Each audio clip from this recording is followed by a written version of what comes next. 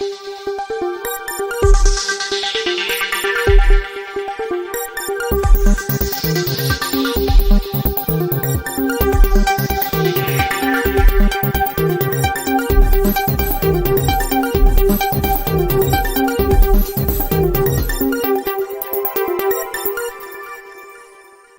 आज आप यहाँ मीरा भाईंदर में आए हैं।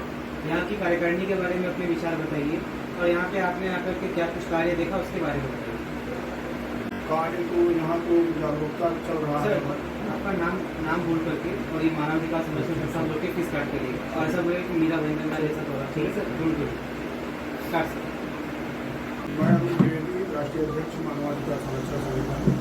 आज हमारे बगल में बाएं तरफ बैठे हुए हैं अभिषेक पांडे जी, प्रदेश अध्यक्ष के पद पर हैं, और हमारे दाहिने तरफ बैठे हुए हैं आदरणीय श्री राम विलास पाठक जी, प्रदेश संरक्षक हैं। और आप ईशान मुंबई के जिलाध्यक्ष श्री प्रकाश पांडे जी हैं और राष्ट्रीय अध्यक्ष ब्राह्मण महासभा के भी हैं और आदरणीय जी हैं और प्रवक्ता जी, काफ़ी टीम के लोग यहाँ पर हैं, प्रदेश और मेरे जो भी टीम है।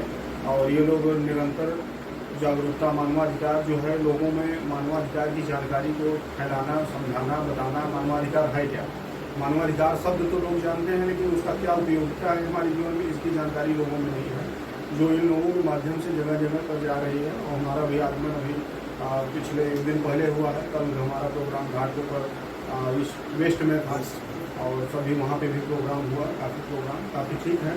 और मुंबई में थोड़ा भी हमें और अपनी कार्यकारिणी की बढ़ाने की ज़रूरत है, जो कि चल रही है।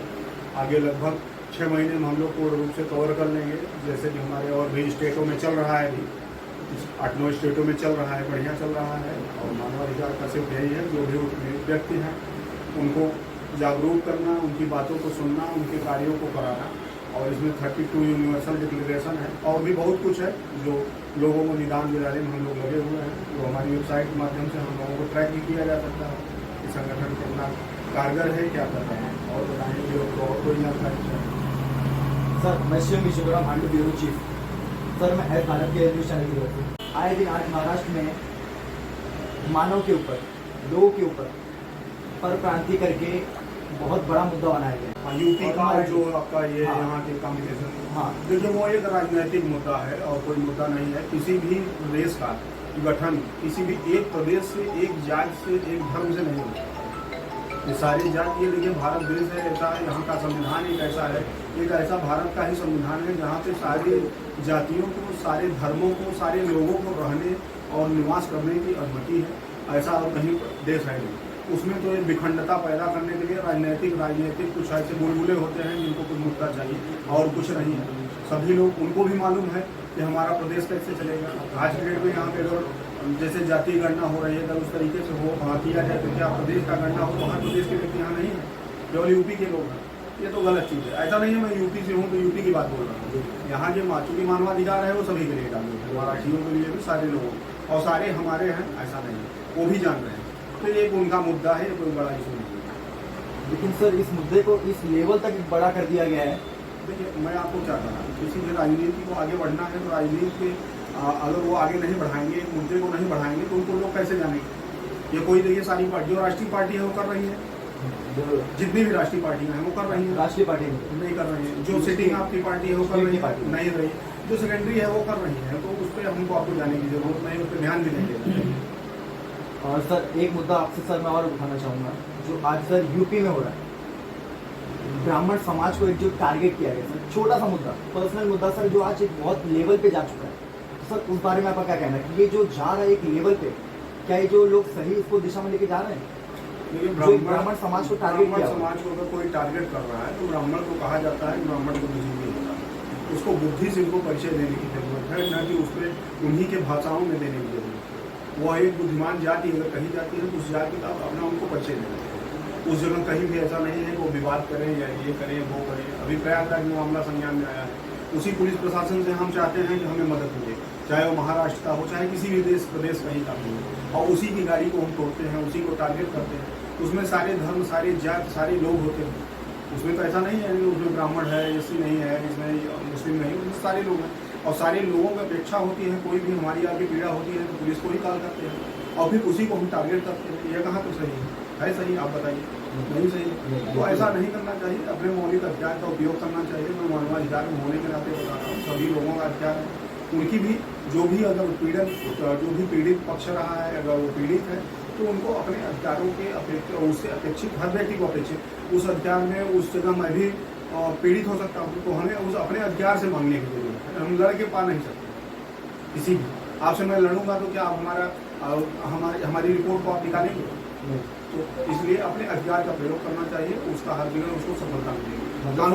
कानून पर भरोसा रखना चाहिए। मतलब सर आपका कहना ये है कि जो वहाँ पे हो रहा है, जो हो रहा है वो बहुत गलत हो रहा है, वो एक पर्सनल मुद्दे को नहीं वो कोई ब्राह्मण का हो, कोई भी यादव के ऊपर हो, कोई शेड्यूल कास्ट के ऊपर हो, सभी के ऊपर अगर कोई जातीयता, कोई जाति करती है तो वो गलत है। लेकिन उस जाति को जाति समीकरण न बनाते हुए उस पर एक जो भी आपका कानून का, अगर आप कानून को मानते हैं तो कानून पे भरोसा रखिए। मैं कानून को मानता हूँ, इसलिए मैं कानून पे भरोसा, कानून की बात आपको बता रहा हूँ, इसलिए उस पर आपको चलना चाहिए, उससे अलग नहीं होना चाहिए। अधिकार को आगे बढ़ाइए, हो रहे हो उन उत्पीड़न पे ध्यान दीजिए। जैसे विष्णु राष्ट्र जी का है कि उनके उत्पीड़न का, इन सभी लोगों के कुछ ऐसे मुद्दे हैं आपको दिया जाएगा, उसको आप लोग मीडिया के माध्यम से जाहिर करिए, उसको उद्घोष कराइए उसका, जिससे हम लोगों का काम हो सके। सभी मनुष्य एकदम सेफ्टी, सुरक्षा का द्वार, मानवाधिकार हमारा यही अंतिम सब।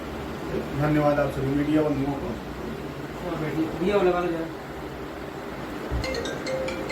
और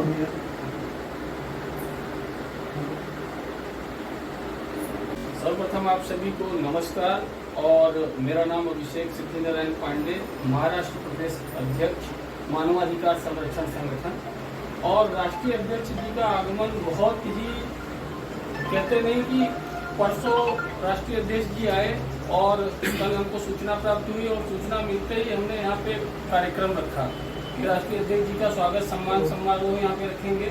बहुत ही शॉर्ट समय था, इसके लिए यहाँ पे रखना पड़ा, नहीं तो हम कहीं और रखते अच्छी जगह पे।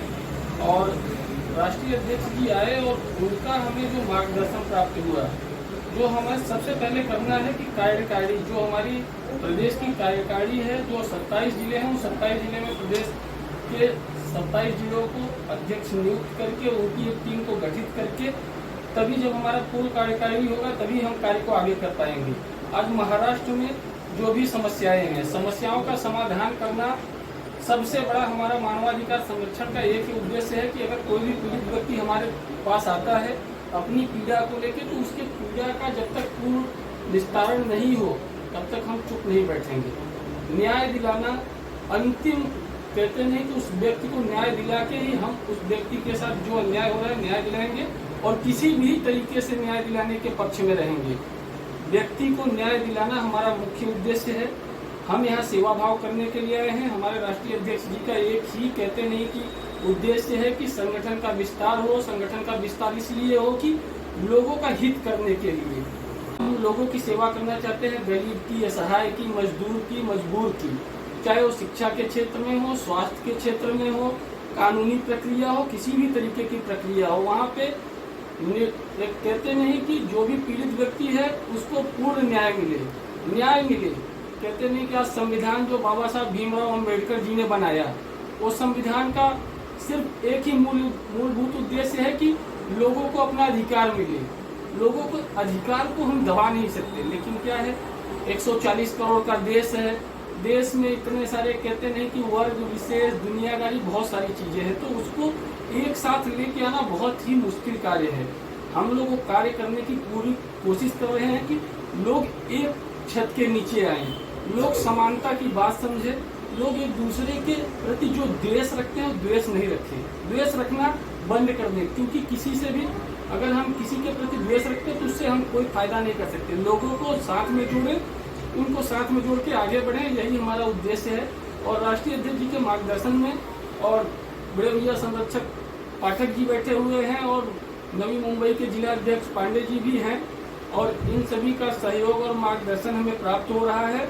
और आने वाले समय में महाराष्ट्र में कम से कम कुछ नहीं तो 20,000 लोगों की एक बहुत बड़ी जो सदस्यों की टीम होगी, सदस्य बनेंगे तभी वो पदाधिकारी बनेंगे और तभी वो कार्य करेंगे। और हमें ऐसे लोग चाहिए जो कार्य करने में रुचि रखते हैं। हमको ऐसे लोग नहीं चाहिए जो सिर्फ बैनर लगा के गाड़ी के आगे नंबर पे अध्यक्ष और प्रदेश अध्यक्ष और ये सब लिख के घूमे, हमें ऐसे लोग नहीं चाहिए। हमें लोगों की सहायता करने वाले, जो कहते नहीं कि हेल्पिंग हैंड हो, हेल्पिंग हैंड चाहिए। तो हम सिर्फ हमारा उद्देश्य एक ही है कि 2 लाइन में कहूँ कि अध्यक्ष जी युवा जोश और जिस गर्मजोशी से आज इन्होंने इतने कम समय में भारतवर्ष में मानवाधिकार संरक्षण संगठन को एक नई आयाम और नई ऊंचाई पे पहुंचाया हुआ है, इसके लिए मैं अध्यक्ष जी को बारंबार धन्यवाद देता हूँ। मुझ जैसे एक व्यक्ति को इन्होंने इतने बड़ी जिम्मेदारी भरे पद पे बैठाया हुआ है, उसका निर्वहन मैं करूँ और अध्यक्ष जी के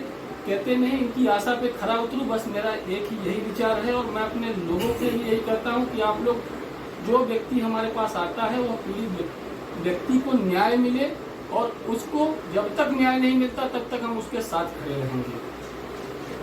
बस यही हमारा अंतिम उद्देश्य है।